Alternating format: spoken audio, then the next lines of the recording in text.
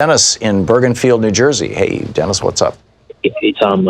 I'm doing good. I'm a conservative here in New Jersey, but I'm thinking about voting for Bernie Sanders. Could you explain, what's the difference between socialism and social democracy? Because, I always hear conservatives telling me that he's a socialist and don't vote for him because we're going to turn into Venezuela or, Yeah.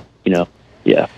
There's as many definitions of socialism as there are countries. So I think that trying to use these labels is not wise. Venezuela doesn't operate and hasn't for a long time in a way that is the kind of democracy that we would recognize here in the United States. Maduro is not a small d Democrat in a big way, and what's his name before him wasn't either. Bernie is not going to turn the United States into Venezuela. If Bernie's going to turn the United States into anything, if there's another country that you want to look at and see what is Bernie's model, it would be Denmark. And in Denmark, people live 3 years longer than they do in the United States on average. In Denmark, the middle class is huge, and they have very little poverty and almost no homelessness. In Denmark, Pardon?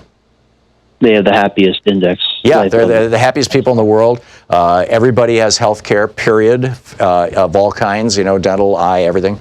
Everybody has free college. In fact, they give you a $200 a month stipend to go to college. They buy all your books.